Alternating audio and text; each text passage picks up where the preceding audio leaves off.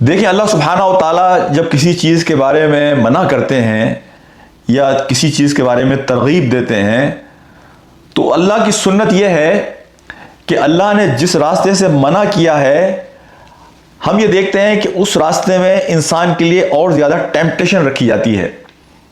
اور زیادہ کشش رکھی جاتی ہے، تاکہ بیمار دل جو ہیں ان کی بیماری سامنے کھل کر آ جائے۔ سبت کا واقعہ جو کہ تورات میں اور انجیل میں بیان نہیں کیا گیا، یہ اوریجنل واقعہ صرف قرآن ہی میں ملتا ہے۔ بنی اسرائیل نے، یہودیوں نے اس واقعے کو اپنی تاریخ میں چھپا کے رکھا، لیکن جب قرآن نے اس واقعے کو بیان کیا تو کسی یہودی نے، بنی اسرائیل میں سے کسی نے اس پر اعتراض نہیں کیا کہ ایسا نہیں ہوا، یعنی انہیں علم تھا کہ یہ ہوا، کہ اللہ تعالیٰ نے ان سے کہا کہ ہفتے کے 6 دن تمہارے لیے ہیں کہ تم اپنے رزق کی تلاش کرو، مچھلی کا شکار کرو، لیکن ہفتے میں ایک دن ایسا ہے، سبت کا، ہفتے کا، سیٹرڈے کا، کہ اس دن تم پر ہر کام کا کرنا منع ہے، حرام ہے۔ نہ تم اپنے گھر میں چولہا جلا سکتے ہو، نہ تم سیر سپاٹ کے لیے نکل سکتے ہو، نہ تم کوئی کاروبار کر سکتے ہو۔ ہفتے کا دن تمہیں اللہ کی عبادت کے لیے، تفکر اور تذکیر کے لیے مخصوص کر لو۔ لیکن ہوتا یہ تھا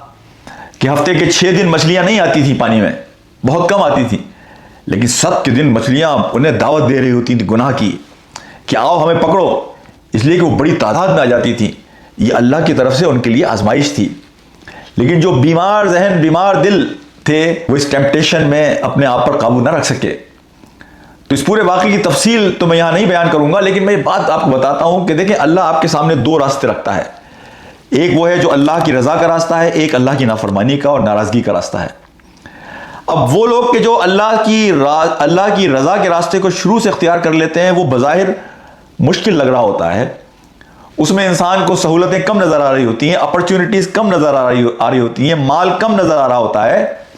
دنیا کے پیمانوں کے لحاظ سے وہ ایک چھوٹا سا کام نظر آ رہا ہوتا ہے۔ لیکن اگر انسان اس راستے کو شروع دن سے اختیار کر لے تو اللہ پھر اس راستے کو انسان کے لیے آسان کر دیتا ہے اور اس میں بے شمار برکتیں شامل کر دیتا ہے۔ یہ اللہ کی پرانی طے شدہ سنت ہے۔ لیکن وہ لوگ کہ جو حرام کا راستہ اختیار کریں، اللہ کی نافرمانی کا، اللہ کو ناراض کرنے کا، گناہ کا، تو پھر اللہ اس راستے کو ان کے لیے اور زیادہ اٹریکٹیو اور آسان بنا دیتا ہے۔ اور وہی بات ہے جو سورہ الزخرف میں اللہ تعالیٰ نے بیان فرمائی کہ وہ بعد اعوذ باللہ من الشیطان الرجیم وَمَن يَعْشُ عَن ذِكْرِ الرَّحْمَنِ نُقَيِّدْ لَهُ شَيْطَانًا فَهُوَ لَهُ قَرِينٌ، کہ جب وہ ہماری آیات سے اعراض کرتے ہیں، کمر دکھاتے ہیں، انکار کرتے ہیں، تو پھر ہم کیا کرتے ہیں؟ ہم ایک شیطان ان پر مسلط کر دیتے ہیں، ایک شیطان جو ان کا پھر دوست بن جاتا ہے، ان کا ساتھی بن جاتا ہے، ان کا سایہ بن جاتا ہے۔ اور وہ شیطان کیا کرتا ہے؟ 2 کام کرتا ہے، وَإِنَّهُمْ لَيَصُدُّونَهُمْ عَنِ السَّبِيلِ وَيَحْسَبُونَ أَنَّهُمْ مُهْتَدُونَ، کہ وہ 2 کام کرتا ہے۔ ایک تو وہ انہیں نیک راستے پر، اللہ کی فرمانبرداری کے راستے پر،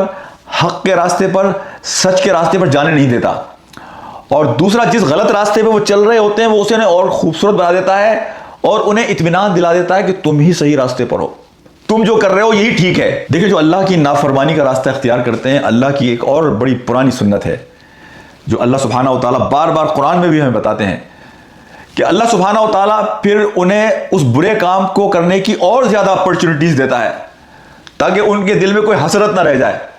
اور جو گندگی ان کے اندر چھپی ہوئی ہے وہ پورے طریقے سے ظاہر ہو جائے۔ اور یہ اللہ کی بہت پرانی سنت ہے۔